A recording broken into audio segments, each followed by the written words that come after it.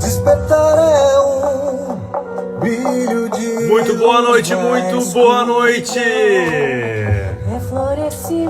Grande Lucas, estamos ao vivo aqui no Instagram. Maestria Positiva todas as quintas-feiras à noite. Hoje num horáriozinho especial. E já vamos começar a convidar e enviar esses aviãozinhos para que mais pessoas saibam que a live está começando. Convide aí 5, 10 pessoas. Hoje nós teremos uma convidada muito especial que já está aparecendo aí. Boa noite, boa noite. Mamãe Dorinha aparecendo. Ao som autoral, música Despertar. Hoje com muitas novidades. Vai ter surpresas, muitas surpresas. Então vem convidando essa galera aqui. Para quem ainda não sabe, Maestria Positiva começou ano passado, em 2020, que teve um grande propósito em função de todo esse distanciamento da pandemia, de a gente ter que vir também para o digital, o virtual. E eu, Helder Camei, Angélica, todos vão participar hoje dessa live incrível. Nos unimos com nossas habilidades para fazer algo a mais, poder contribuir. E aí nasceu a Maestria Positiva, que já é um Instituto Maestria Positiva. E como eu falei, hoje nós vamos ter muitas surpresas, novidades. E eu já vou fazer um briefing aqui de quem é a nossa convidada da noite. A gente que começou, já fazem 2 quintas-feiras com convidados. E hoje eu vou fazer uma pequena introdução aqui antes de chamar ela. E depois eu também vou deixar ela se apresentar para vocês. A nossa convidada, Débora de Oliveira, ela é muito mais do que uma jornalista. Eu costumo dizer que tenho certeza que ela é também uma admiradora, uma apreciadora da música boa, Ela tem um Instagram que é Eu Quero Falar de Amor, celebrante muito legal. E hoje ela também está nas redes sociais, no YouTube, com seu campinho, seu canal. E quem gosta de série vai assistir essas séries, as playlists que ela tem lá no YouTube. Ela tem a série...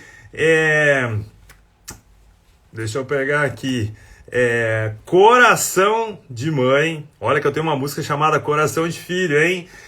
Recomeços, Além da Bola, umas séries bem legais. E eu já vou entregar, hein? Ela é torcedora do Novo Hamburgo Esporte Clube, time aqui da nossa região que já foi campeão gaúcho não faz muito tempo. E eu já vou convidar ela, a simpaticíssima Débora de Oliveira, uma voz suave e ela é muito divertida. Deixa eu chamá-la aqui. Boa noite! Meu Deus do céu, eu já achei que eu ia começar chorando no primeiro minuto que eu tô falando contigo.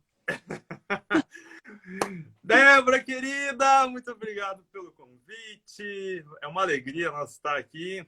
Maestria agradece, estou falando em nome da Maestria. E aí eu deixo contigo, eu já fiz uma pequena apresentaçãozinha aí. Ai, muito obrigada, Gabriel, pelo convite. Eu tô devendo, né? Já tinha sido convidada outras vezes e eu tenho aula à noite, agora eu tô de férias na faculdade, então a gente conseguiu uma brechinha para poder conversar nesse projeto tão especial, né? Tudo que é positivo e que agrega a vida das pessoas e que traz leveza e que traz formas com que a gente se entenda, né? e compreenda tudo que acontece ao nosso redor. Tudo isso é muito engrandecedor e traz paz, né, para esse momento que nós estamos vivendo de tantas turbulências. E não digo só externamente, porque nós não sabemos como ir, nem vir, nem como demonstrar sentimentos, a gente não pode abraçar com vontade, né? A gente não pode encontrar as pessoas que a gente ama como a gente encontrava antes, e isso muitas vezes causa danos emocionais particulares, né? A gente sente falta disso. E então eu entendo esse canal de conexão de vocês com as pessoas muito importante para que todo mundo tenha a mão de vocês, né, acompanhando, levando em frente e mostrando que ninguém está sozinho nessa. Compartilhar o chimarrão, nós que somos gaúchos, né? Até isso a gente foi privado aqui. Ai, nem fala, agora é cada um no seu, né? Débora, conta um pouquinho para o público quem é a Débora de Oliveira.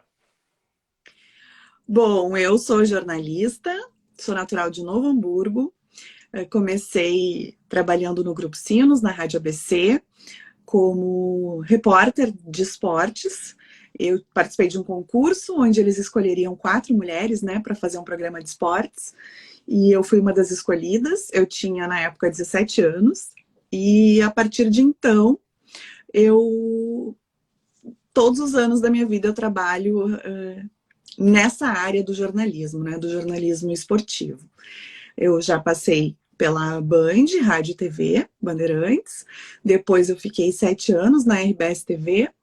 E então fiquei 7 anos no SBT também, apresentadora do SBT Esporte.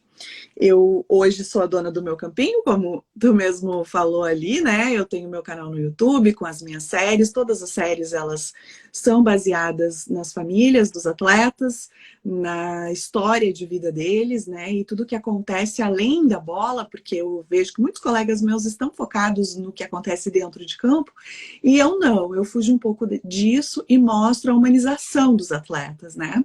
Essa série Coração de Mãe, que você falou antes ali, ela traz as mães dos atletas. Tem a mãe do Tyson, tem a mãe do goleiro Breno, tem a mãe da Alice Bastos Neves, que elas trazem o que aconteceu desde a infância desses jogadores, né, e colegas, tudo o que aconteceu para que eles hoje estivessem em grandes clubes e representando grandes torcidas. Então tem histórias muito peculiares.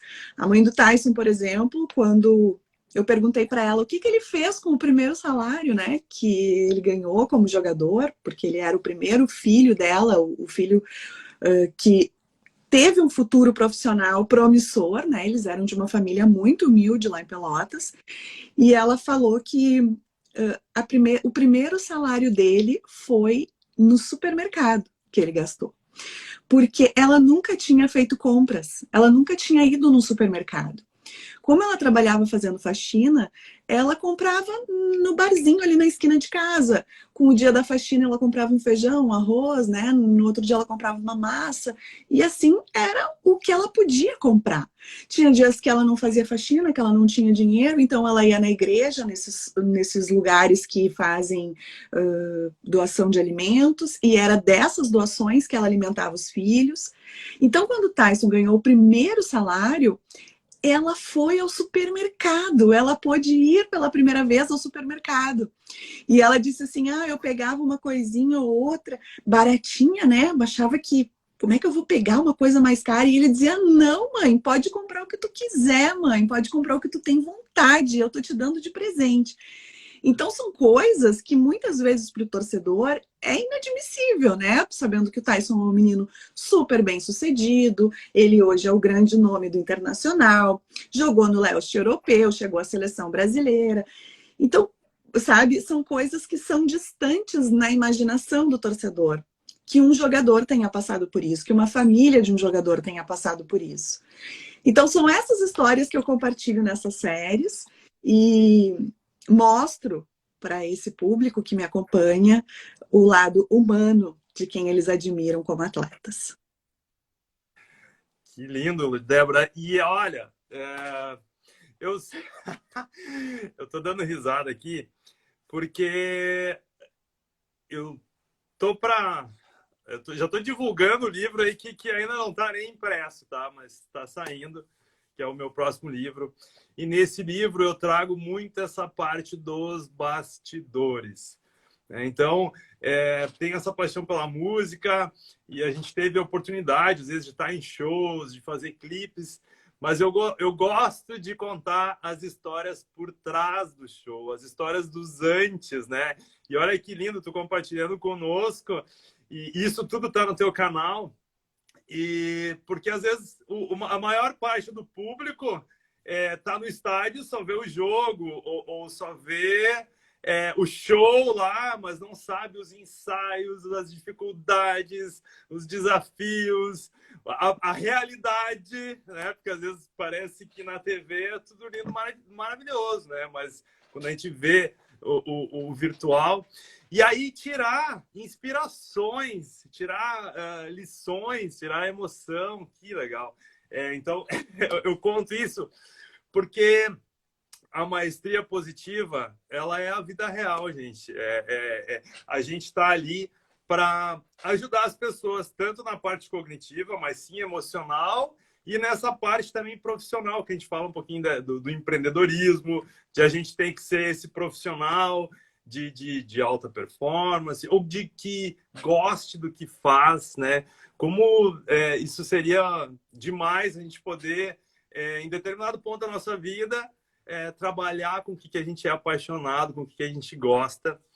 E a gente convidou a Débora também, Débora, porque muitas pessoas nesses últimos 2 anos tiveram que ou fazer transição de carreira ou se adaptar, né, com esse cenário novo aí. Eu sou um deles. E tu, acredito que indo também por essa parte virtual, também está passando por empreender. Acho que está sendo tua empreendedora, tua própria empresária e tua investidora e tudo mais, não é verdade?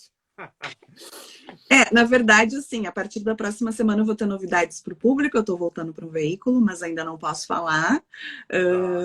Eu não gosto dessas coisas, assim, vem novidade por aí. A legenda que mais me irrita, porque eu fico louca de curiosidade e a pessoa tá me enrolando, entendeu? Daí agora eu não posso falar ainda. Daí já fico com raiva de mim mesma, porque eu tô louca para contar para todo mundo, né? Que eu não sou cofre para guardar informação. E aí eu quero contar para Deus, todo mundo, espalhar. Eu não tenho essa de, vão invejar, não vai dar certo. Não, que não tem que invejar, bate aqui, volta aqui, vai todo mundo ficar feliz. Só que eu ainda não posso contar, não depende de mim. Mas essa é a primeira notícia. A segunda é que eu realmente passei por um processo de transformação profissional, né? Quando eu saí da TV, foi bem no início da pandemia. Eu vivi um luto muito grande, assim, de realmente não entender, sabe, por onde começar. Porque eu nunca na minha vida eu tinha pedido emprego. Nunca.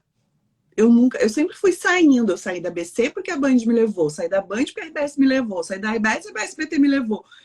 Sabe? Eu nunca fui atrás de nada. E quando eu vi, assim, tanta gente perdendo emprego, colegas que são da minha área tendo que ter redução salarial, eu pensava assim, eu não posso fazer nada. Como é que eu vou pedir emprego? Eu vou tirar o lugar de alguém que, de repente, também precisa. Então, eu não me sentia nesse direito, sabe? E eu comecei a tentar entender o que eu poderia fazer, porque a questão da internet é o mundo que a gente tem à disposição, mas a gente tem que ter domínio desse mundo aqui. E sempre, para mim, por mais que eu tenha um número expressivo de seguidores, o meu Facebook, eu tenho cerca de 4 milhões de acessos semanais. Ele é uma potência muito maior que o meu Instagram, por exemplo.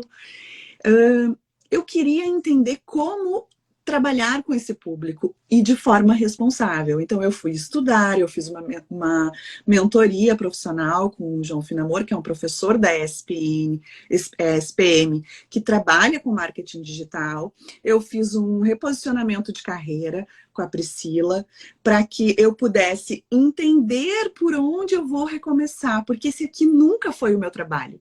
O meu trabalho era na TV ou no rádio. Aqui era um lugar que eu botava foto do fim de semana. que eu botava foto do que eu estava fazendo, que eu botava um feliz aniversário para os meus amigos. Não era um lugar de trabalho, né? Então eu precisei compreender que o universo é esse. Tem coisas que até hoje eu não faço, que eu deveria fazer, porque dá engajamento, mas eu também não sou a refém dos números, eu gosto muito mais de ser verdadeira do que me apegar aos números, né? E assim, tu pode ver, tu não me vê fazendo dancinha do TikTok, sabe? Tu não me vê. E eu tenho um TikTok super. Também não me vê, também não me vê. Não, mas assim, tipo assim, eu tenho um TikTok que é bem legal, tem muitos acessos também, que eu falo coisas sérias, sabe? Eu digo, olha, o Internacional joga daqui a pouco, né? A primeira vez que vai enfrentar o time tal, aqui no Beira-Rio, já no, né? O último gol foi lá em 98, gol do Bolívar, tô inventando tudo agora aqui. Mas, tipo, eu converso com as pessoas no meu TikTok, eu não danço, sabe? Porque eu não. E eu sei que não é isso a trend. Eu sei que não é isso. Mas eu não consigo. São coisas que eu ainda não consegui desenvolver para mim. E também acho que não combina comigo passar algo que eu não sou para as pessoas, né? Isso é uma coisa que eu tenho desde sempre na minha carreira. E aí, a partir desse desafio, eu comecei a falar para o público o que estava acontecendo. Falar o quanto eu estava sofrendo, o quanto eu estava tendo dificuldade nisso, de entender isso. Eu sempre achei que as minhas coisas eram legais, eram importantes por conta dos veículos. E aqui, nesse um ano, né, que foi um ano sabático, eu compreendi que as pessoas gostam da Débora, que elas vêm até a Débora, elas não é o veículo que eu trabalho, é eu, né? E isso não é me achar, não é soberba, não é nada, mas é um retorno do que eles me passam, né? Então, para esse público, eu tenho um compromisso. Então, eu foco nos conteúdos que eu acho que possam ser relevantes na vida deles, que possam divertir eles alguns minutinhos da vida deles, que possam nos aproximar mais. E é assim que tem sido essa transição. É um mundo difícil.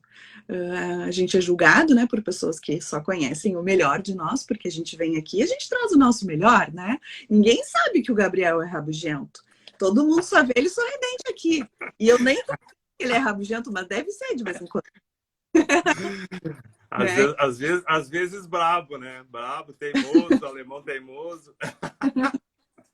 E aí a gente tem esse mundo inteiro aqui nos assistindo, a gente não tem noção de quem nos assiste, né? A gente não tem noção onde a gente chega, a gente não tem noção quem está do outro lado ali clicando no nosso nome e ou se sentindo triste porque não tem o que a gente tem, ou se sentindo motivado porque viu que a gente conseguiu e também pode conseguir. Então a gente sempre tem que ter um equilíbrio e uma responsabilidade muito grande naquilo que a gente coloca ao vento aqui na internet. Então, por isso eu desafio. Eu sou suspeito em falar. Eu tive, posso dizer, a alegria, a felicidade de... A Débora, ela foi colega da minha irmã, né? Então... Ano, não, todo mundo vai saber que eu sou do grupo de risco. Tá bom. Minha irmã, a gente tem pouca diferença de idade. Eu sou mais novo, né? Um pouquinho mais novo que a minha irmã. Mas então eu já acompanho, assim, desde a época que elas estavam no segundo grau. E olha que o segundo grau da Débora, se ela fez o mesmo que a minha irmã fez magistério. Tu fez magistério, Débora? Sou professora formada. Olha aí, ó. Carol é aquele anjo que Deus colocou na Terra, né? Ela segue dando aula até hoje. Eu tive que optar. Apaixonada por criança. Eu sou apaixonada também por criança, mas eu dava aula ou eu trabalhava na rádio, daí não consegui conciliar e eu escolhi um caminho.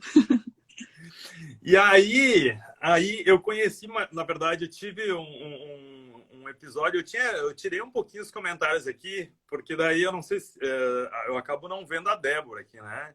Então eu vou ativar eles quando a gente interagir com o pessoal aí, tá? Mas já vou fazer o convite aí para convidar, mandar esse aviãozinho aí voar, que ele tem uma missão aí de avisar as pessoas que estamos fazendo essa live. E eu tenho uma história muito legal que eu sempre agradeço demais a Débora, que ela fez eu conhecer uma tal banda chamada Mundo Y, Eu Ah, comprei o CD e eu gostei tanto do CD que acho que em pouco tempo depois eu estava fazendo parte dessa banda. E eu conheci lá o meu irmãozão que estava aqui na live, talvez está ainda, Rafael Bronzoni, meu ah, parceirão de projetos, de música, de histórias. É, e eu vou dizer que se não fosse aquele CD que a Débora estava ajudando a divulgar aquela banda Mundo Y, porque eles tinham feito um eu lançamento, sou e eu madrinha, comprei o CD dela. eu sou tua madrinha na banda, é isso? É, mais ou menos. O César dividir cachê comigo até hoje, então, na banda. Na verdade, muitos frutos positivos e muitas histórias lindas para contar. E acho que a primeira vez que eu participei de um programa de rádio foi lá na Rádio ABC, com o seu Jorge, Era Vivo, Querido. o Alex, acho que está aqui também na banda. E, bom, então por isso que eu digo, eu sei que ela tem um gosto também por música, né? Por música boa, eu digo música boa, porque eu sou bem eclético, tá? Por mais que o que eu mais assim ouço é o pop rock, as músicas de bandas gaúchas aqui, mas eu gosto de tudo, gosto de música tradicionalista, gosto de música boa, né? Música boa é comigo, aí eu gosto de tudo. Tunte, né? Que, não, que a gente fica que nem louco. E, Débora, te fazendo uma perguntinha antes de chamar o nosso primeiro convidado especial, meu mestre, eu sou discípulo dele, o mestre Helder Camei. O que a Débora faz com maestria? Me conta. Assim, de bate pronto. Pá, daí tu quer acabar comigo. O que eu faço com maestria? Lavo. Adoro lavar louça. Não, brincando. Eu acho que uma coisa que eu faço com maestria, que eu me orgulho assim de fazer, é escrever. Eu gosto muito de escrever. Inclusive, você falou ali do Eu Quero Falar de Amor, que é o meu Instagram de casamentos, né, que eu celebro. E todos os casamentos são personalizados com a história do casal. Então, é o momento que eu posso usar toda a minha criatividade e tudo que a gente guarda de bons sentimentos, né? Mas desde sempre, assim, escrever para mim foi um lugar de desafogo. Se eu estava triste, eu escrevia. Se eu estava feliz, eu escrevia, sabe? Então, assim, acho que escrever, porque escrever é uma coisa que depende muito, né, de quem lê. E a interpretação que a pessoa que lê tem daquilo que tu quer dizer, né? E quando eu vejo o retorno das pessoas com relação àquilo que eu escrevi, eu acho que eu faço isso com maestria. Eu tenho certeza, porque eu acompanhava os blogs dela. Primeiro, ela tinha um blog que ela escrevia lá, já de hipnotizar, de tu ficar ali encantado. Mas eu confesso, assim, me aventurei agora nessa questão da escrita criativa, me dediquei. Foi uma experiência maravilhosa que eu tive nesse ano de 2020, com a pandemia, foi escrever esse meu livro chamado Eternizar, que logo vai estar aí, podendo estar disponível para as pessoas, um despertar existencial, que eu falo muito desses bastidores, dos despertares. Mas eu não tenho muita paciência, Débora, por exemplo, para fazer textos nas minhas redes sociais, né? Assim, eu confesso que nas redes sociais, o que eu vou escrever nessa foto aí, parece que a minha criatividade ela não flui tanto, não entra em flow. Eu entro em flow com a música. Aí sim, assim como tu entra com a escrita, eu entro em flow com a música. Mas assim, aí falando... Mas é um pouco para tua foto, porque se tu olhar para ela, tu vai ver além do que está ali registrado, e aí tu vai conseguir colocar para fora aquilo que ela te transmite e que tu quer entregar para o teu público, né? E que tu quer que as pessoas sintam também. A escrita hoje, minha criativa, ela tá dentro das composições também, das letras das músicas, né? Então ali... E aí, como que eu funciono? Aí entra o Rafa, ele disse, Rafa, eu preciso da melodia. E aí ele manda uma melodia e aí a música... Eu preciso que a melodia, ela traz a emoção para mim, ela faz a criatividade borbulhar. Tem pessoas que compõem diferente, primeiro escrevem a letra e depois musicalizam ela. Né? Eu não, eu preciso ter emoção, preciso ter a melodia, ver o que está sentindo ali, e aí a música flui. Mas uma das coisas que eu posso dizer que a Débora faz com maestria, claro que estava muito ligado também à tua carreira, Débora, à tua profissão, mas, enfim, no teu trabalho, tanto na época de repórter, quanto de apresentadora de TV. E eu posso dizer também que a Débora é a mulher que mais entende de futebol que eu conheço, tá? Que eu conheço é a que mais entende de futebol. Ai. Não só futebol, vôlei também, né? Hoje tu postou um TBT da Frango Sul, de vôlei, que jogava um vôlei que era um período tão legal aí Nossa, inesquecível, né? da nossa região. Mas tu sabe que as pessoas falam isso, até fico um pouco constrangida, porque para mim é tão natural o futebol na minha vida, né? Tão normal para mim estar olhando um jogo, tá lendo sobre o futebol. O meu marido, Thiago, ele chega às vezes assim: tu viu que aconteceu tal coisa? Já li, já sei, já fui lá, já voltei, já disse. E tal jogador aconteceu também que tal coisa. Então ele começa assim: tá, mas tu já leu antes? Sim. E eu gosto muito do rádio, né? Eu sou apaixonada por rádio, então eu ouço muito futebol o dia todo. E aí, às vezes, ele diz: será que a gente não pode ouvir música um pouco? Porque eu realmente eu absorvo isso porque é muito natural na minha vida, né? E eu acho que tem muitas mulheres que entendem e que gostam e que hoje conseguem colocar para fora todo esse entendimento, né? Eu não entro muito nessa competição, não, de que eu sou a que mais entende. Talvez eu fui a mais cara de pau de todas e fui a primeira a abrir esse caminho. Deixa eu dar uma boa noite pro Helder, chegando aí, mestre Helder. Boa noite, Débora. Prazer, viu, conhecer, estar aqui com você, um prazer enorme. Boa noite, Gabriel. Boa noite, pessoal que está aí em casa. Prazer assistindo. é meu. Desculpe aí a minha situação aqui, que eu estou num quarto de hotel, então não sei se o Wi-Fi aqui está muito bom. Ele estava dando treinamento até agora, né, Helder? Dando treinamento das 8 às 8. Até domingo. 4 dias de treinamento de psicologia positiva. Uhul! Ninguém vai fazer isso com maestria. Olha, mas Débora, prazer, viu? Te conhecer aqui, tô ouvindo aqui, né? Puxa vida, que legal sua história, sua trajetória, as coisas que você faz, as histórias que você traz também, né? E eu queria já aproveitar, então, fazer uma pergunta em relação ao equilíbrio emocional, ao controle emocional, né? A importância disso nos esportes, né? Porque, claro, se dá muito foco no esporte em relação à habilidade física, né? Do jogador, do atleta, seja de correr, seja de chutar, seja de nadar, seja de pular, né? Mas e quanto à parte emocional, né? Qual que é o impacto, a importância disso? Porque na maestria positiva, a ideia que a gente traz, né, é que as habilidades emocionais, as competências socioemocionais são igualmente importantes, não apenas na habilidade técnica daquilo que você faz, mas nas habilidades socioemocionais. Então, o Gabriel falou que você é a mulher que mais entende de futebol, né? Eu não entendo quase nada de futebol, sou muito ruim no meu conhecimento esportivo. Mas eu entendo de psicologia, né? Então, por exemplo, naquele fatídico 7-1, ali eu não via um problema de habilidade técnica no time dos jogadores, mas o problema era do equilíbrio emocional.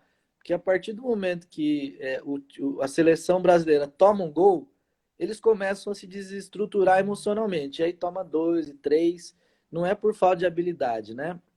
É isso que eu enxergo. Então eu queria te ouvir um pouco, você muito mais experiente nessa área, um pouquinho sobre a importância aí da questão emocional.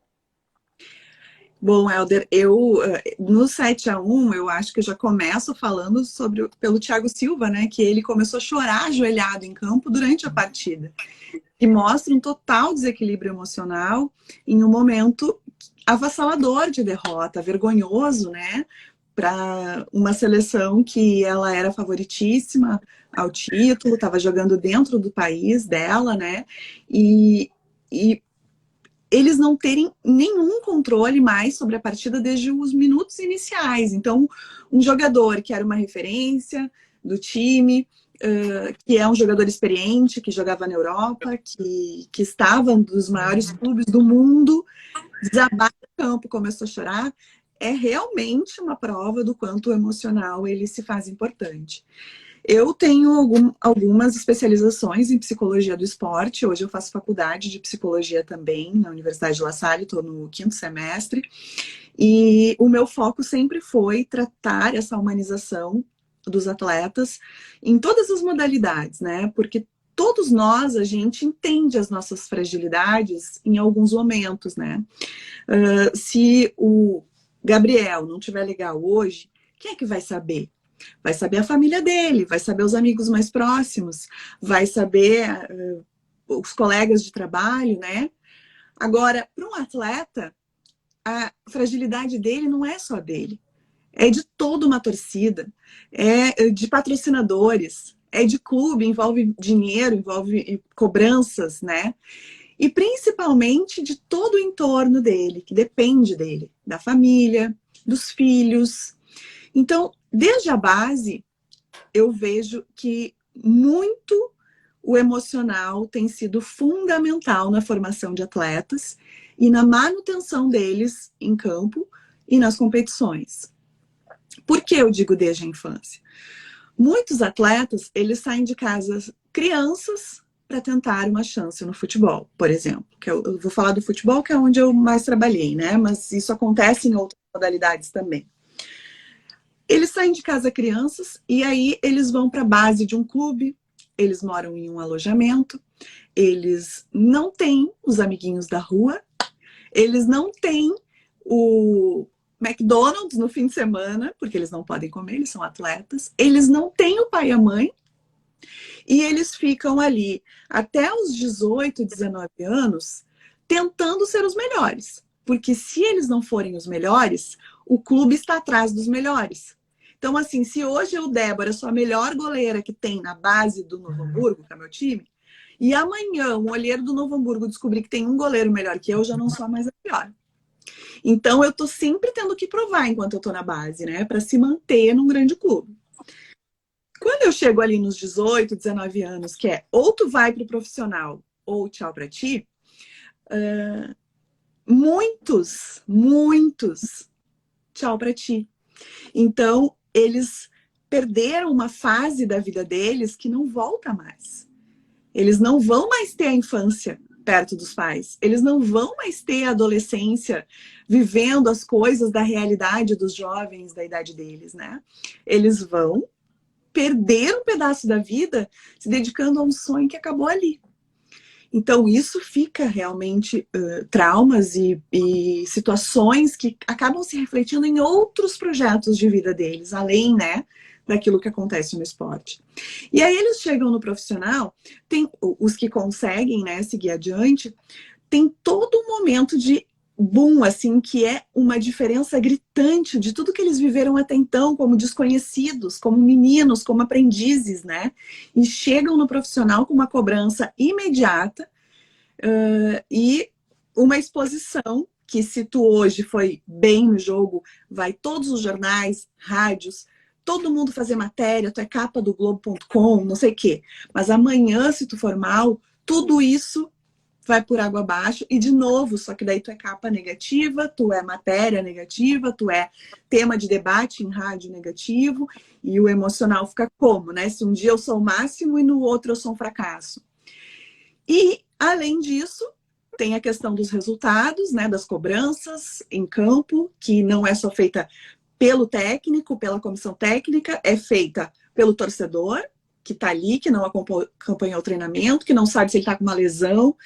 Tem muitos jogadores que jogam muitas vezes lesionados.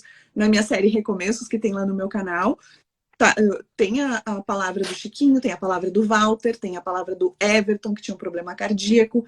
Então, assim, muitas vezes eles jogavam no sacrifício e ficavam desesperados em campo quando algum companheiro tocava a bola para eles, porque eles pensavam assim, eu vou jogar mal, a torcida não vai entender que eu não tenho força para correr, porque eu tô machucado.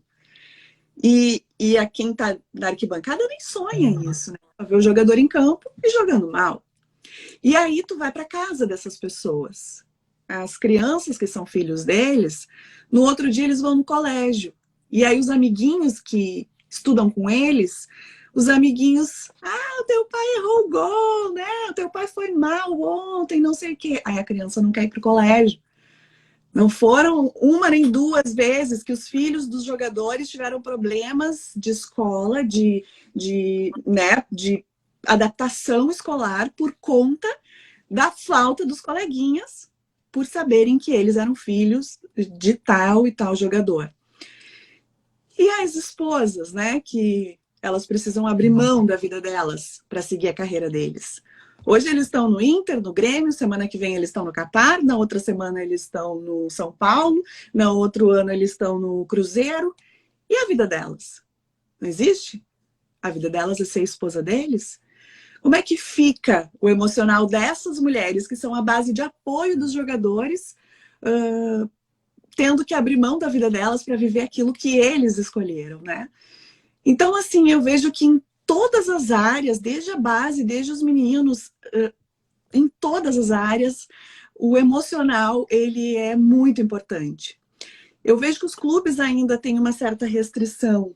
Os atletas têm muita dificuldade ainda de aceitar o papel do psicólogo, o papel, né, do coach, que o Inter, quando foi campeão mundial, ele tinha um coach para acompanhar os atletas desde do início de 2006, ali do título da Libertadores, e depois do título mundial. Mas eles, como é que eles chamavam ele? É o Evandro Mota o nome dele. Eles chamavam ele de... vou me lembrar o nome, não vou me lembrar o nome agora. Mas era como se ele fosse assim, o motivador do grupo, sabe? E isso a gente vê que realmente tem sido fundamental para cada um individualmente como pessoa, mas ainda mais para quem tem essa vida exposta e uma necessidade de resultado que não é só dele, né? Que é de uma torcida exigente, de uma torcida que sabe tudo, né? O torcedor, ele pode não saber o que está acontecendo com o irmão dele, mas ele sabe o que está acontecendo com o time dele. Né? Ele está sempre além de tudo que acontece. Então, aquilo ali é a vida dele. Tu trabalha com a paixão das pessoas, né? Então, é uma responsabilidade, é um peso, é uma carga. E aí eu nem estou falando, né, dos jogadores do interior, que terminam o Campeonato Gaúcho, Paulista, Mineiro, que eles precisam trabalhar com outras coisas, precisam ser Uber, precisam abrir um supermercado, precisam... sabe, porque eles não conseguem seguir adiante, os clubes fecham e não são poucos os que ficam desempregados, e aí tem a família para sustentar, tem os filhos na escola e tem os planos adiados mais uma vez, porque é um desespero conseguir um clube para jogar no segundo semestre. Então, eu vejo que em todos os âmbitos do esporte, a gente trabalha com o emocional como peça fundamental da engrenagem em busca das vitórias, dos títulos e da preparação, né, de cada um que veste a camisa. Uau, hein? Que resposta, hein, Gabriel? Caramba! Débora, você poderia ser psicóloga. Eu pretendo, estou estudando. Você pretende? Nossa, tranquilamente, porque você viu que na resposta dela, ela trouxe toda a questão da familiar do atleta, o histórico desde a infância, quer dizer, ela conhece a fundo, não é só aquela situação do jogo, mas ela foi na história de vida, né, desde a infância, toda a circunstância envolvida, né, a esposa, quer dizer, você vê que ela tem uma visão, né, global, sistêmica, né, de entender tudo aquilo que afeta o emocional, a relação com os fãs, né, com o público, né, tudo isso acaba afetando, passando na cabeça do jogador na hora do jogo e acaba desequilibrando, né? Ou impedindo que ele tenha o melhor desempenho que ele poderia ter, né? E sabe que eu vejo assim que até os grandes nomes, né, do esporte, o Ayrton Senna para mim é o Orconcourt, né, como o grande nome do esporte. Nós somos um país muito carente de ídolos, né?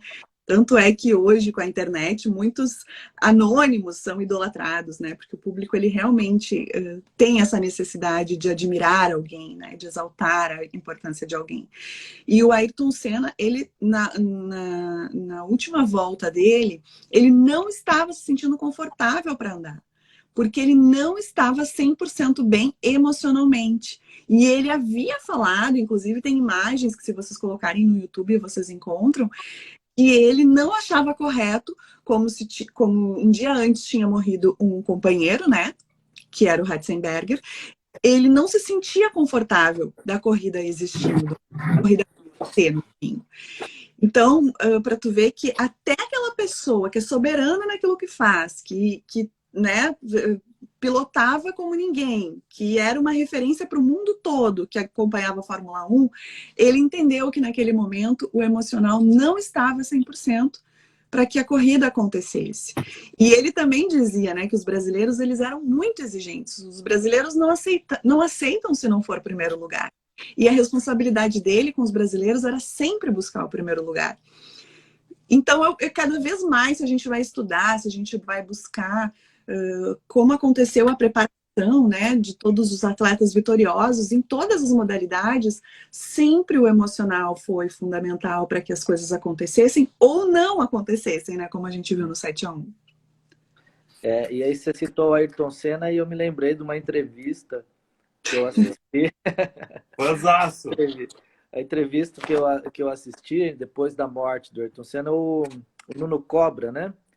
E que treinou o Ayrton Senna, e ele dizendo que foi que ele que nos treinamentos colocou a prática da meditação para o Ayrton Senna. O Ayrton Senna não sabia meditar, não meditava, não fazia parte, né, das práticas dele, dos exercícios, da rotina. E ele coloca a prática da meditação justamente para treinar concentração, foco, equilíbrio emocional, né? E aí ele começa a praticar. Então, fiquei bem contente, assim, de saber, né, que no treinamento do Ayrton Senna, ele aprendeu meditação justamente para adquirir esse equilíbrio mental e emocional, né? Não sei se você sabia disso. Não sabia disso. Até porque E eu tenho muito, um sério, né, com meditação, não consigo me concentrar. Quando eu vejo, eu já estou pensando lá no que eu tenho que fazer amanhã. é assim mesmo, é normal. Muitas vezes, Débora, é isso aí, nós estamos com tantas ideias e eu também, quando era empresário, executor e, nossa, precisava resolver 1000 coisas, assim, a gente, nossa, como eu consegui fazer tudo isso e pensar tudo isso em tão pouco tempo, né? A nossa cabeça às vezes é um turbilhão. E aí eu também não conhecia muito essas práticas aí de meditação, mindfulness, ou principalmente de a gente estar saboreando o presente, isso tudo a gente fala na maestria positiva, já vamos dar um spoiler aí. E comentar, Débora, que eu falei no começo da live que ia ter surpresas, ia ter bônus, então já vou fazer a primeira chamada. E primeiro, por quem não segue ainda a Maestria Positiva, não precisa nem sair da live, só clica ali em cima, já começa a seguir a Maestria Positiva, que na nossa bio tem lá um link que direciona para quem quer ganhar o nosso e-book gratuito da Maestria, vai ter lá a opção. Tem as playlists de músicas da Maestria que ficou disponível hoje lá. Fiz várias playlists maravilhosas, playlists sobre alegria, playlist para se motivar, playlist para relaxar, playlist para meditar, playlist do amor. Enfim, tem muita playlist lá, playlist da gratidão. E também já está aberto hoje, especialmente hoje, com essa convidada, o nosso WhatsApp. Quem quiser fazer parte do grupo da Maestria Positiva, pode entrar lá no nosso WhatsApp, que a gente vai estar também passando novidades, conteúdos, surpresas e muito mais. Então, eu queria aproveitar e fazer esse pequeno merchan aí, que eu sei que o Helder também, poxa, teve toda essa carga horária aí de flow, de treinamento, que ele entra em flow, né, no treinamento, eu sei que ele adora, mas ele precisa estar bem para amanhã, né? Tem 100% amanhã para dar o treinamento com maestria também. Isso aí. Eu vou aproveitar aqui para me despedir e falar, né? Olha só, no treinamento da maestria, eu entro, a minha participação é focada mais nas habilidades mentais e emocionais, né? Então, emocional, a gente falou um pouquinho aí da questão do equilíbrio emocional, da motivação. E a parte mental é aquele estado de foco, de atenção, concentração, atenção plena, atenção focada para entrar em flow. Flow é um estado de alto desempenho, de alta concentração e alto desempenho. Então, para quem quer ter, né, um alto desempenho como um atleta, como um profissional, né, ser mais produtivo, né, então, em conseguir entrar nesse estado de flow é extremamente importante, né? É fundamental, não tem como. E nos esportes, embora eu não seja muito esportista, mas o que eu vejo, eu gosto sempre de entender um pouco nos treinamentos, como isso é trabalhado, né? Como o treinador trabalha quando ele faz alguma coisa nesse sentido, porque muitos não fazem nada, só fica naquela parte da habilidade mesmo. Mas quando entro nessa parte é muito bacana. Então, o Michael Phelps tinha um treinamento muito pesado no treinamento mental, também é muito interessante, né? Como o treinador colocava métodos de visualização, né? Enfim, então é muito legal, né? Ver como essa parte do flow, do emocional aí é importante. Então, nesse grupo do WhatsApp aí, para quem entrar no grupo, vou colocar dicas lá também para como entrar em flow, como ter mais equilíbrio emocional. E, Débora, muito obrigado, então, viu? Prazer. Obrigado Prazer pela resposta. Prazer enorme te conhecer, tá bom? para mim. E agora vou me despedir aqui para vocês seguirem adiante, que tem mais convidados. Gratidão, Helder. Bom descanso, mas continua acompanhando a live aí. Tô aqui, tô ouvindo aqui. Deixa eu até pegar aqui. Tu não vai pegar, né? Porque tu buscou a coisa do Ayrton Senna, aí ele falou no Phelps, agora tu vai buscar a touca de natação. Não, eu fui pegar o livro do Helder, Flow e Psicologia Positiva. Ele que é pioneiro no Brasil aqui, trazendo para a gente essa questão da psicologia positiva, mas também foi um dos primeiros a fazer um trabalho sobre essa teoria do flow. E ele falou da questão de atleta. Eu sempre entrego, assim, às vezes as pessoas, como é ao vivo, né? A gente não combinou, não disseram que não podia. Mas o Helder, ele praticava artes marciais, sim, praticou artes marciais, né? Claro, questão oriental, eu sei porque eu conheço um pouquinho a história dele, e eu sempre entrego porque ele também adora a dança, né? Então a gente também entra em flow na dança e ele ensina a gente a dançar, maravilha. Olha, mas isso é segredo, tá? É segredo. Vai lá. Tá bom, obrigado aí, Gabriel. Obrigado, Débora. Valeu, Helder. Vou continuar assistindo aqui. Tá ótimo. Tchau. O outro livro que eu peguei é The Inner Game, é o jogo interno do tênis, né? A gente estava falando dessa importância do foco, concentração.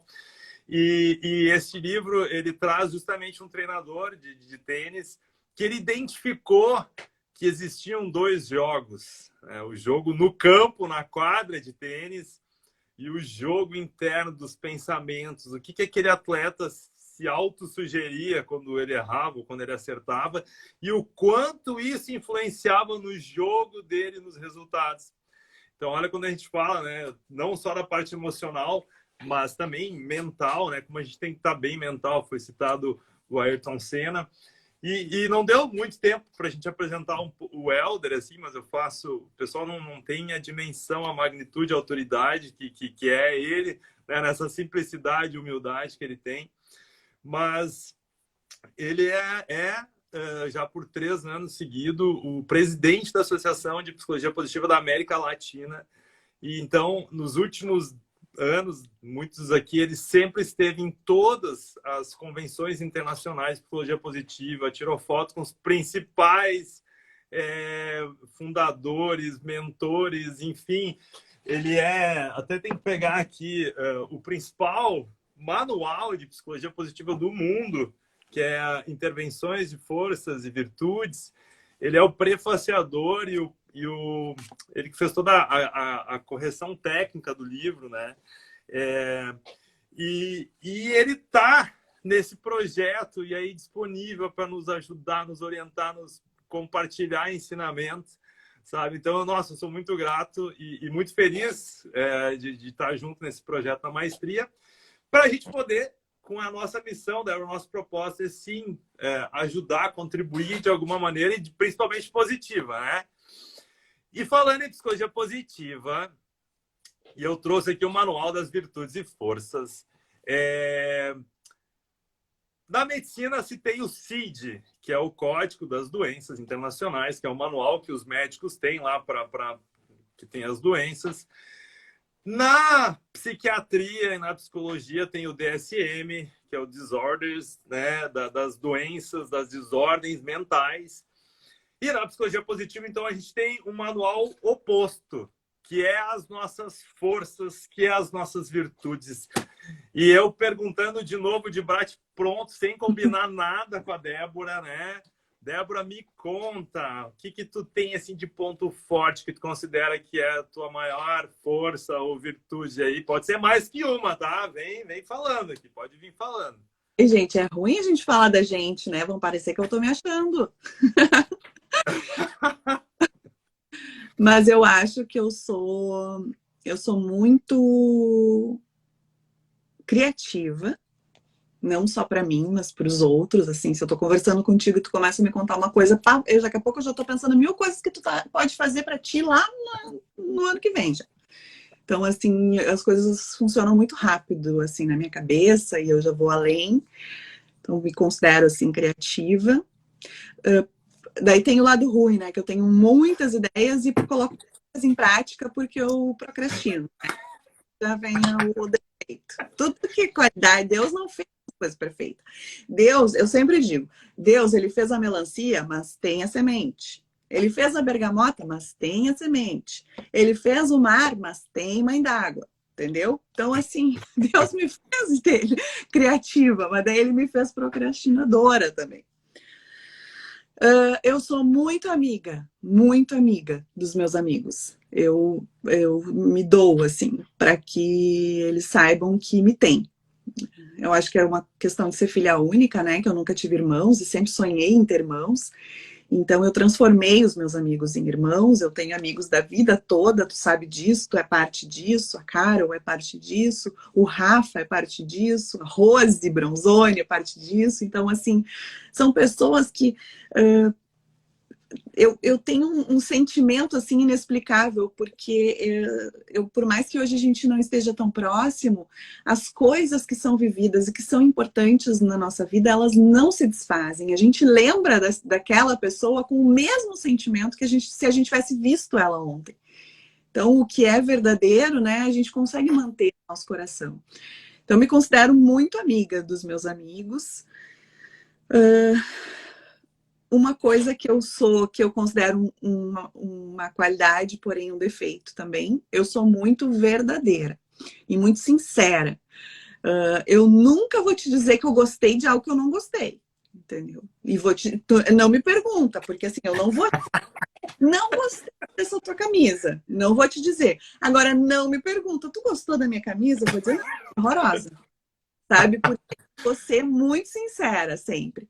Isso é ruim porque às vezes o outro não quer toda essa sinceridade na sua abordagem, né? Mas é como eu disse, Deus fez o mar, mas fez as mães d'água. Eu tenho mais uma aí para contribuir, tá? Essa é da minha parte, aí tu vai dizer depois se tu concorda ou não. Tá. Mas a Débora é muito... E eu falei isso no começo da live, tá? Divertida. Eu posso dizer porque minha irmã dava muitas risadas e se matava rindo. E a gente, muitas vezes, aí, no próprio Instagram, às vezes tu tem essa força e essa virtude do humor, assim, de trazer a leveza, mas de trazer coisas divertidas, engraçadas. Poxa, arrancar sorrisos, né? Eu acho que isso também é uma virtude, é um dom. Criatividade é maravilhoso. E dentre esse manual, ele fala isso, Débora. Porque as virtudes, elas podem ser super utilizadas ou subutilizadas, né? Então, claro, até as virtudes e até nossas forças a gente tem que usar no equilíbrio. Porque tu deu exemplo... da semente na melancia. E aí logo que eu já tô com a mente treinada para ver o lado bom do lado ruim, né? Eu disse, pois é, mas essa semente ela vai dar outras melancias, né? Então eu já estava vendo o lado bom do lado ruim da semente. Se tu for plantar, né? Não vem querer tocar Sim. fora aqui na grama e achar que vai nascer outra melancia. Exatamente. E eu vou ter que chamar aqui a nossa outra convidada, que também faz parte da maestria, a nossa mentora das mulheres empreendedoras do Sebrae, mentora de startups, mentora do Google, esta investidora anjo, nossa incrível super mulher, Angélica Niquim, que daqui a pouco está entrando também, diretamente de São Paulo. E a Angélica, Angélica, boa noite. Boa noite, tudo Oi. bem? Tudo. Aqui é só celebridades, sabe? Um pouco escuro aqui.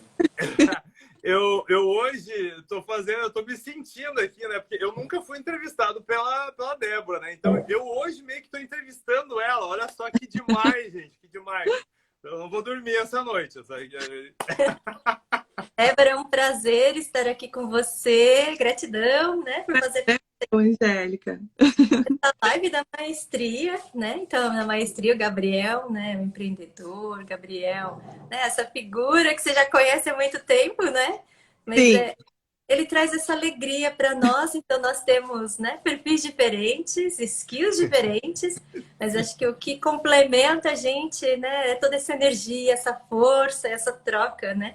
Então, adorei te conhecer, né, e saber um pouco da tua história. Eu olhei lá no teu Instagram hoje, você vibrando pelo Jogo do Brasil, achei sensacional, sabe?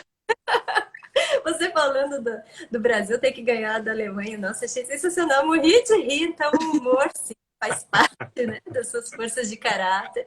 Achei sensacional. Então, gratidão por estar aqui com você, viu?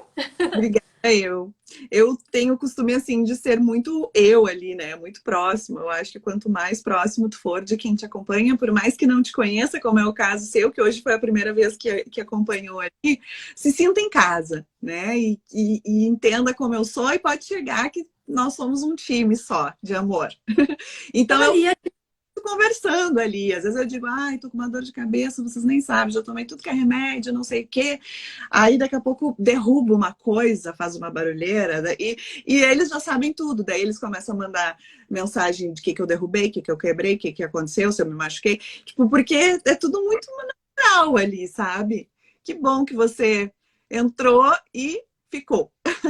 Eu admiro essa naturalidade, né? E assim como você falou, né? Não me pergunte se você não gostou de uma camisa ou qualquer coisa. Eu também compartilho de você. Os meninos já sabem, porque quando eu não gosto, me perguntam, eu falo, não me pergunta, mas se perguntar, eu acho que é o melhor, né? Porque pelo menos a gente se sente bem, né? E acredito que isso faz parte da nossa força de caráter, né?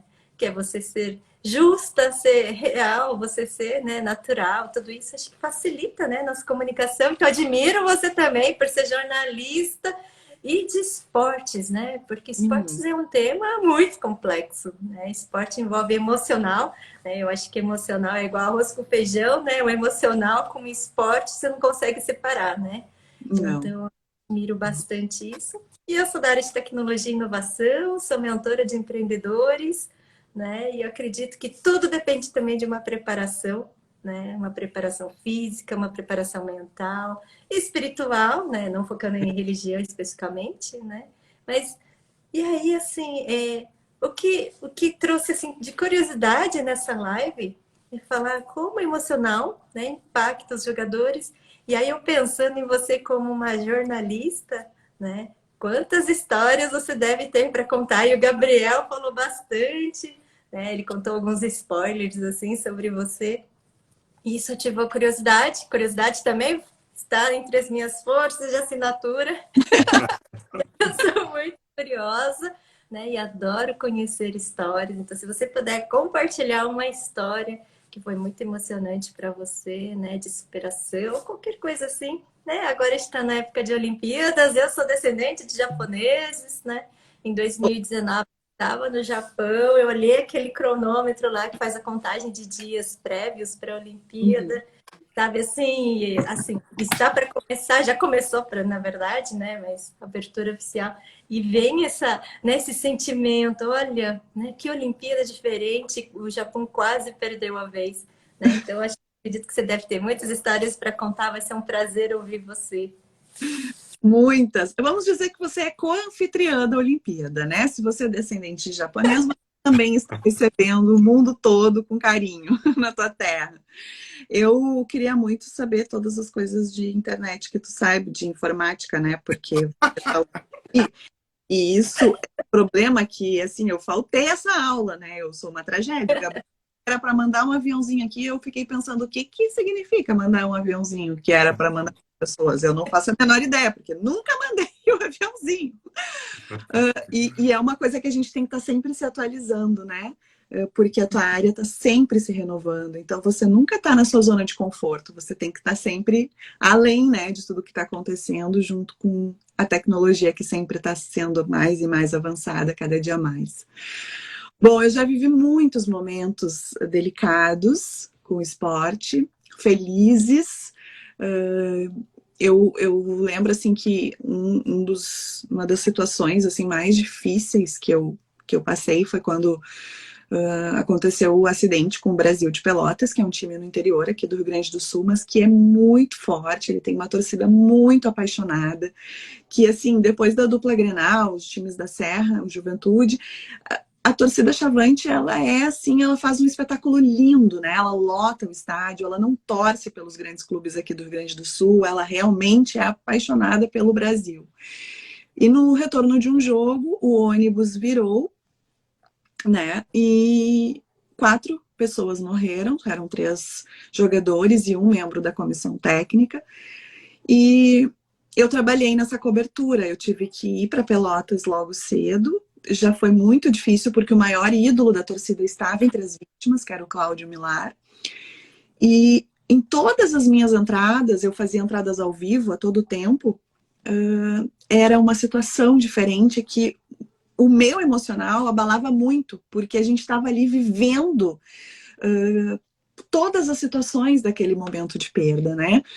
Então, a gente também tem que trabalhar o nosso emocional, porque por mais que nós estamos alheios àquilo que está acontecendo, não é meu familiar, não foi com alguém da minha família, nós também temos que ter empatia, porque são pessoas que fazem parte da nossa vida profissional também, né?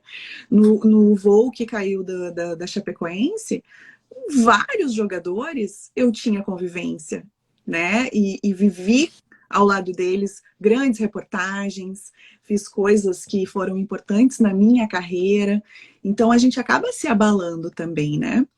E ao mesmo tempo que a gente tem que ser muito profissional, porque nós também somos muito exigidos pelos torcedores, a gente acaba sendo um pouco passional para poder contar essas histórias, né? Porque a gente traz um jogo que foi uma goleada, como é que a gente não vai vibrar com isso, né? A gente constrói o nosso texto da reportagem todo em cima de uma alegria que foi compartilhada, não só com o torcedor, mas ao mesmo tempo daí a gente é taxado de torcedor pela torcida adversária. Se eu faço uma matéria incrível do Inter, é porque eu sou colorada, né? Ninguém pensa assim, nossa, ela escreve bem. Né? A gente é avaliado muito pelo que eles consideram. Se a tua matéria foi boa do Inter, é porque tu é colorado. Se a tua matéria foi ruim do Inter, é porque tu é gremista. Tipo, eles não avaliam se a tua matéria foi boa. Eles avaliam se foi boa, porque tu é daquele time que tu fez uma matéria boa. Então, a gente tem que estar sempre com esse equilíbrio. E fora, né, que a questão do meu mercado de trabalho, que é muito saturado e muito exigente, a gente lida com a criatividade o tempo todo, a gente tem que estar sempre à frente das coisas que estão acontecendo. Como eu falei antes, o torcedor, ele sabe tudo do time dele, então não adianta eu falar o óbvio, eles precisam que eu saiba o algo mais que ele nem parou para pensar, porque se eu falar o óbvio, ele já sabe desde de manhã, né? Quando eu comecei, não existia o que a gente tem hoje de internet, Twitter, celular com WhatsApp, né? Eu tinha que ir naquele lá discado, que tu ouvia aquele barulhinho lá no computador para rezar, para conectar, né? Porque tu tinha que rezar uma Ave Maria sem Pai Nossos. E hoje, o torcedor tá a um clique da notícia, né? As coisas acontecem no treino hoje. Antigamente, ele ia ficar sabendo no Jornal da Noite, no programa do Outro Dia ao Meio-Dia, né, no Globo Esporte. Hoje, o Globo Esporte tem que estar além, porque ontem, o treino foi ontem, ele já sabe ontem, 1 minuto depois do que aconteceu, sabe? Então, nesse sentido, a gente está sempre sendo muito exigido. E também tem a mesma exposição, que é a questão dos atletas que a gente fala, né? Que é a questão das cobranças, dos erros. E isso para mim foi mexeu muito com o emocional também, agora quando eu saí da TV no início do ano passado, porque as pessoas, elas, ao serem queridas comigo e perguntarem, né, para onde tu tá indo? Quando é que tu vai voltar para a TV? Eu chorava o dia inteiro. Eu não conseguia ficar feliz delas estarem sentindo a minha falta. Porque eu achava que elas só gostavam de mim se eu estivesse na TV. Não que elas gostassem de mim. Aí eu pensava, será que elas não gostam de mim? Será que só se eu tô na TV que elas gostam de mim? E aquilo me fazia chorar, me magoava. E eles estavam sendo uns amores, eles estavam me dando carinho, eles estavam me dando conforto. E eu só consegui compreender aquilo quando o meu emocional já estava curado, já estava melhor, já estava fortalecida, que aí eu entendia que era porque eles estavam sentindo a minha falta, e não porque eu só sou importante se eu tô lá ou não. Né? Então, eu acho que a gente no esporte, trabalhando com as derrotas e com as vitórias, e isso muitas vezes determina como vai ser o conteúdo do nosso programa e daquilo que a gente vai passar para o telespectador, para o ouvinte, para o internauta, enfim, para o leitor, se é no caso de um jornal, ele varia muito de acordo com o perfil do programa que você trabalha. Por exemplo, o meu último programa foi o SBT Esporte, que eu apresentava no SBT, que era um público mais infantil. As crianças que assistiam, logo depois assistiam Chaves. Então, quem nos assistiam era a avó, o vô, as crianças, o pai, a mãe que estavam com as crianças. Sempre tinha uma criança, não era só o vô, só o senhor da casa. Não, era o vô e o neto. Ou era a avó e o neto. Ou era a mãe e a filha, sabe? A criança estava junto e o adulto que estava assistindo, ele estava acompanhado de uma criança. Então, como é que eu vou falar sobre a derrota do Grêmio ontem para uma criança que precisa entender que na vida a gente perde? Na vida a gente não ganha sempre. Na vida, às vezes a gente quer uma coisa que a gente não pode ter, que os pais não têm condições de ter, que aquilo ali não é importante, não é crucial na nossa vida naquele momento. O pai e a mãe vão dizer não. E no esporte acontece a mesma coisa. Eu não posso fazer com que aquela criança que estava me assistindo fique revoltada com um resultado que frustra os adultos, obviamente, mas que ela não sabe dizer o nome daquilo que ela sente. Ela é muito pequena ainda para compreender. Então eu tenho que transformar aquele resultado ruim em uma forma lúdica, em algo que a gente precisa... O que a gente pode fazer para ajudar o Grêmio a acertar o gol, o pênalti que eles erraram? Vamos sair a fazer cobrança de pênalti com as crianças? Ó, assim que se cobra pênalti. Vamos ensinar o Douglas Costa a cobrar pênalti. Então, tipo, dependia muito do programa, né? Outros veículos que eu trabalhei, não, já era mais de cobrar, né? Que é um absurdo, que o time perder, que tá tudo muito ruim, tá tudo muito errado. Só que estudando o teu público é que tu vai compreender como trazer as notícias, né? Então a gente nunca é linear naquilo que a gente faz. A gente está sempre tendo que compreender quem nos acompanha para entender como vamos levar até eles aquilo que a gente quer passar. E é muito bacana, né, Débora? Porque na maestria positiva, dentro do módulo eu falo sobre empreendedorismo positivo, né? E a nossa interação é justamente essa. A gente fala, né? Qual é o perfil do empreendedor? Que é justamente isso que você faz. Qual é o perfil, né, de quem está me assistindo hoje? Qual é o perfil em todo o meu cliente? Para quem que eu vou atender? Qual a comunicação que eu vou passar? Né? E de que forma que eu posso extrair ali o melhor aproveitamento do meu público? Né? E de que forma que eu chego em casa e não posso trazer as lamentações, as tristezas para as pessoas que não estão preparadas para ouvir ou não deveriam ouvir, né? Então, a gente traz tudo isso também lá na Maestria Positiva, na parte de empreendedorismo. Identificar o perfil, os comportamentos, né? Quais são as atitudes positivas que façam com que ele tenha uma melhor performance, né? Como que a gente faz ele trabalhar em equipe, trabalhar em grupo, né? Que o resultado de um não adianta só um cara, né, chutar para o gol sozinho, né? Se a bola não chega para ele, chega até ele. Família, pessoas que a gente ama incondicionalmente, que a gente convive desde sempre. A gente não concorda? A gente não, nenhuma pessoa pensa igual a outra. Como que num lugar onde todo mundo é diferente, todo mundo cresceu num ambiente diferente, tem uma visão diferente das situações, vai ter uma unanimidade, né? Então, é um desafio. Senão ia ser muito chato, todo mundo pensa igual, todo mundo faz as coisas iguais, né? Acho que essa Eu dei risada aqui, porque a minha maninha, a minha irmã, é coloradérrima, torce pro Internacional, assim, ó, impressionantemente. Ela levava os aluninhos da escolinha dela para entrar com os jogadores do Inter. Esse é o nível de colorado da minha irmã, né? Minha irmã associou a primeira, minha sobrinha, Lara, que já está com 15 anos. Para entrar em campo com os jogadores, eu tenho até foto. É isso aí, ó. A Débora tava lá. E eu sou gremista, né? Eu sou do azul. A minha irmã é do vermelho, eu sou do azul, né? Por isso que quando falou que até em casa às vezes a gente não concorda com todas as opiniões, eu lembrei desse fato aqui, porque no Sul a rivalidade é imensa, esse Grêmio ou Inter, né? A Débora sentiu na pele isso. E só aproveitando rapidinho, que eu lembrei de mais uma virtude da Débora aí nessas conversas todas aí. Que para quem empreende, essa é uma virtude muito importante, Angélica, que é a virtude da coragem.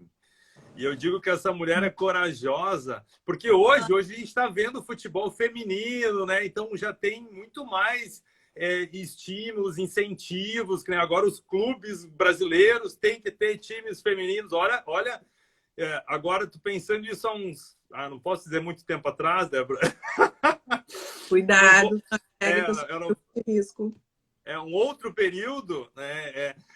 Só existiam profissionais praticamente masculinos dentro do futebol, seja repórter, seja... Eu acho que a Débora pode me dizer isso. Eu não sei se ela foi uma das a primeira repórteres feminina para estar nesses bastidores dentro dos vestiários, fazendo esse trabalho, Débora. Conta para nós. Por isso que eu digo, tem que ter muita coragem, porque tinha preconceito, tenho certeza que tinha preconceito. Talvez até essas questões mais como é que eu vou dizer? Por tu ser mulher, todo um cuidado, porque tem homens que já queriam fazer cantada, talvez tiravam do lado profissional, era isso que eu queria dizer, né? Às vezes queriam levar para um outro lado, e isso tudo tu teve que enfrentar, né? Tu teve que te posicionar. Eu sei que uma vez eu acompanhei um programa que tu participou, que eles perguntavam disso, eu adorei a tua resposta, o teu posicionamento, e o como tu tinha essa maestria de sair desses momentos, assim, que talvez eram de saia justa, mas que tu tirava de letra. Exatamente. Eu acho que acredito que a mulher, né, ainda mais nesse ambiente, às vezes é recebida de uma forma hostil, né? Assim como as mulheres em tecnologia, né? Quando eu me formei, não era um ambiente para mulheres, né? Então, até para você galgar postos de gerência, levava-se muito tempo, né? Então, como que você mede ali tua performance, tua capacidade, né? Que você dá conta? A gente tem que saber muito mais, né? Tem que ser muito mais assertiva, né? Olha como a Débora ela explica as coisas, né? Então, ela tem conteúdo, ela consegue montar uma sequência, né?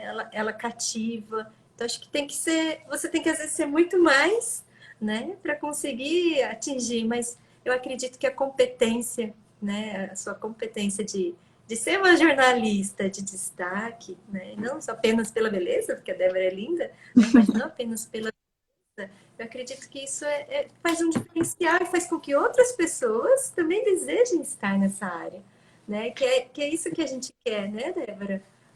Trazer pessoas... eu sou muito na verdade, assim, eu não entendia que na mulher não tinha no futebol. Eu simplesmente... Porque como eu cresci num campo... E minhas primas, as minhas tias, as vizinhas, a minha mãe, todo mundo ia nos jogos. Eu nunca entendi que mulher não ia em jogo, que mulher não estava no futebol. Para mim era normal mulher ter. Eu fui entender que aquele não era um lugar para mim no mercado de trabalho, porque eu dizia, como assim? Não vai ter? Mas então, agora vai ter, porque se não tinha, vai ter, porque da onde que vocês vivem? Em que mundo vocês vivem? Porque eu cresci num campo e agora vocês vão me dizer que mulher não vai no jogo? Vai no jogo, sim. Se não ia, vai começar a ir, porque eu vou ir. E assim, eu enfrentava as coisas nessa cara dura mesmo. Claro que eu não tinha muita noção ainda, eu era muito jovem quando eu comecei. E quando eu fazia os jogos aqui lá em Novo Hamburgo, que era a minha cidade, e que os jogos que eu comecei a fazer eram jogos do Novo Hamburgo e do 15 de Campo Bom, tinha cerca de 200 torcedores, 300 torcedores no estádio. Eles não estavam nem aí se eu falava certo, se eu falava errado. Eles achavam legal que a filha da Ivone, olha ali a filha da Ivone, ó, na rádio. Olha ali, o filho do Banga ali na rádio. Então, assim, eles levavam bolo para mim, eles levavam pizza, aquelas de aniversário, sabe, para eu comer no meu intervalo. Tipo, era essa a relação com a torcida. Eles não sabiam se eu estava falando certo as informações, se eu estava fazendo bem a goleira, se minha voz estava boa para a rádio. Eles não estavam nem se importando. Eles estavam se importando que a filha da Ivone estava ali, entendeu? Eles estavam felizes com isso. Então, lá em Novo Hamburgo, eu não notei muito, assim, a questão do futebol, eu estar num ambiente que não era meu. Eu fui compreender isso quando eu vim para Porto Alegre, que eu fui contratada pela Band, e que aí os 200 torcedores eram 30 mil, 40 mil, né, no estádio. E que não estavam acostumados a ver uma mulher, que não estavam acostumados a ver uma menina loira, não sei o quê, porque aqui eles me chamam de loira até hoje, né? E era novidade para os jogadores, era novidade para os torcedores. Então, foi muito complicado no início. Eles não me viam como a filha da Ivone, eles não me conheciam, eles não sabiam nada da minha vida. Então, eu era ruim ou era ótima, né? Era muito difícil para essas pessoas entenderem quem eu era e que eu estava começando, que eu estava desbravando um caminho que as mulheres ainda não tinham percorrido. E eu não estava ali para levantar bandeira, estão vendo como as mulheres conseguem, estão vendo como as mulheres podem? Não, nunca fiz isso. Eu sempre tentei que fosse o mais natural possível. E obviamente, eu tive que enfrentar algumas situações, né? Eu fui entrevistar um dirigente. Aí fomos eu e o Gabriel entrevistar o dirigente. O Gabriel era de uma rádio e eu era de outra. Aí o dirigente chegava e dizia: ô Gabriel, tu não vai querer que eu fale primeiro contigo, né? Primeiro com a loira, né? Tu acha que vou deixar uma guria bonita me esperando e para falar contigo?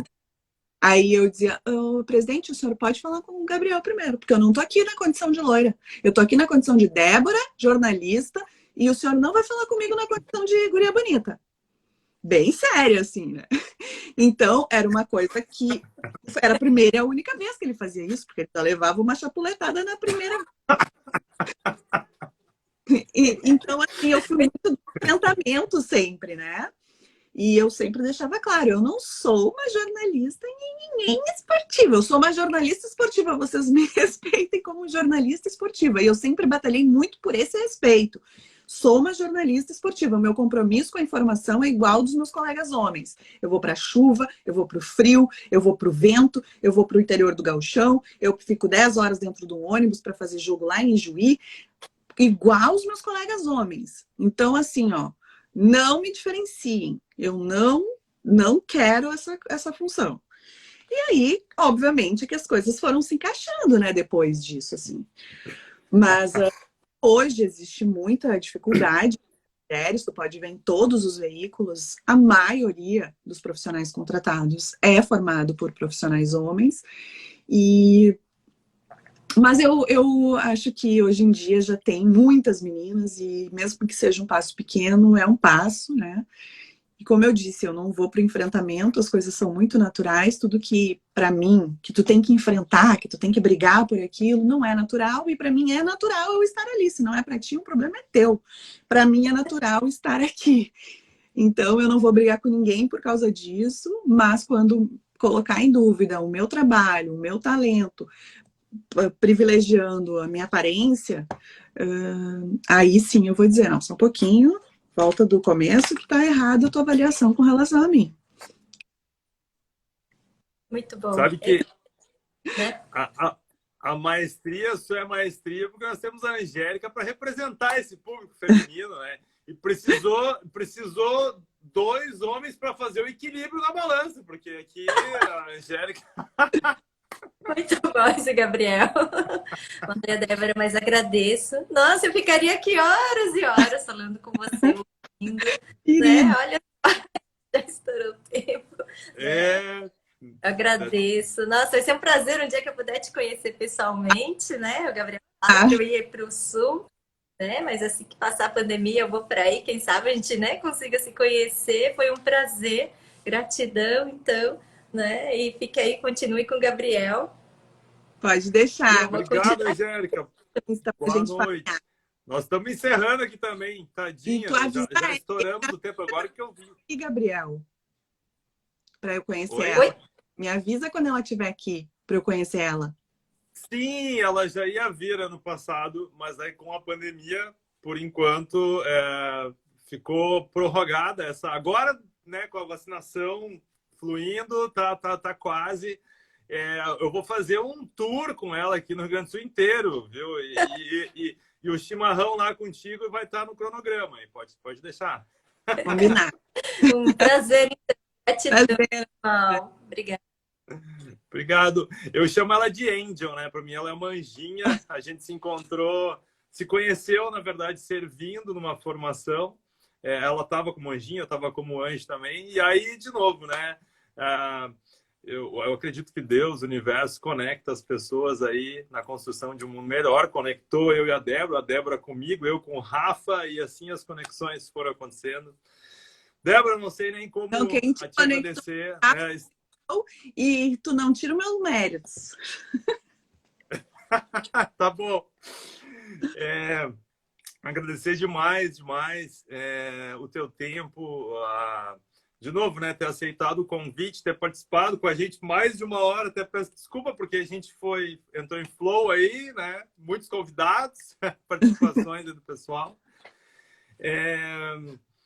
Divulgar um pouco a maestria, claro, que é esse projeto aí, de a gente poder contribuir, sim, com questões emocionais. Hoje foi o tema da live, né? Falar um pouquinho desses bastidores, dos atletas, das famílias dos atletas, dos profissionais, como tu contou ali. Difícil, às vezes, separar a emoção de um fato, de ter que comunicar isso. E a maestria, ela é para a nossa vida pessoal, mas também para a nossa vida profissional, porque a gente acredita que a gente pode usar nossas habilidades, nossas virtudes, as nossas forças na nossa profissão, e isso também nos beneficiar pessoalmente, né? Então, isso também a gente divulga na maestria. Vou deixar, então, os minutinhos finais aí para tu dar tuas palavras finais para a gente aí. E uma mensagem, deixa uma mensagem aí bem positiva para nós também. Quero agradecer mais uma vez o convite, Gabi. Quero mandar um beijo para toda a tua família. Eu gosto muito de todos, tua esposa, teus filhos, quero conhecer, que eu não conheço. A Carol, assim, ó, uma pessoa maravilhosa. A tua mãe, uma fofa. E para a família, né? Do Helder e da Angélica também, que são pessoas aqui que eu conheci hoje, mas que já vi que são muito queridas e engrandecedoras, né? Como é bom quando a gente conhece alguém que nos leve além daquilo que a gente imaginou que poderia ir, né? Quero convidar quem não me acompanha, quem não me segue, para seguir meu Instagram aqui, o @Débora de Oliveira. Eu tenho podcast também, que é o Dono do Meu Campinho, lá no Spotify, que eu tenho entrevistas especiais também, e com os atletas e familiares, sempre buscando a humanização do esporte como jornalista, né? Não ainda como psicóloga, porque eu estou estudando, ainda estou no 5º semestre e ainda estou... não me julgo em potencial para poder fazer algo que tantas pessoas que estudam, né, e se qualificam, a gente vê aí teus diplomas todos na parede, sim, tem os méritos. Eu simplesmente falo com a visão jornalística ainda.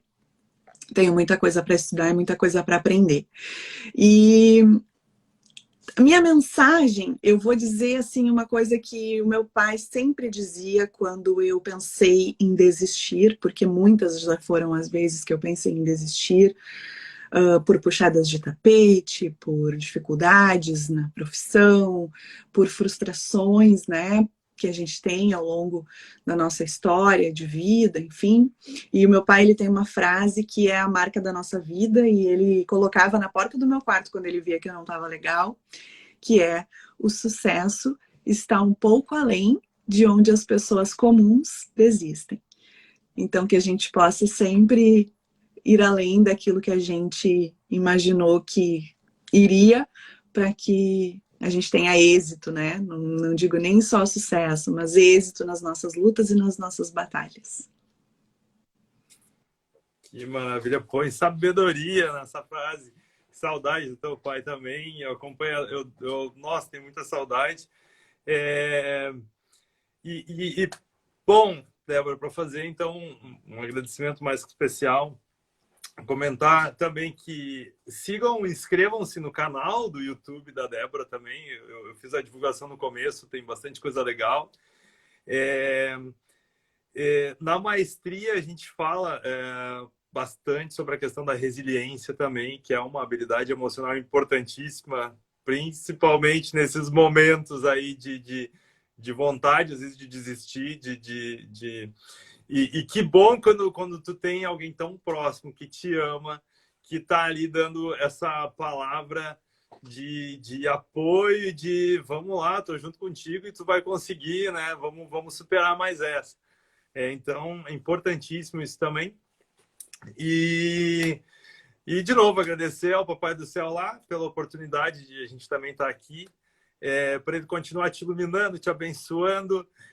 E para mim o sucesso hoje, né, cada um é subjetivo, né? Cada um tem uma visão de sucesso, mas é a gente buscar principalmente a felicidade, o bem-estar, né? Para mim, eu acho que o sucesso é ser feliz, e quando a gente também se dedica e conquista ele no nosso esforço, no nosso trabalho, no que a gente gosta de fazer.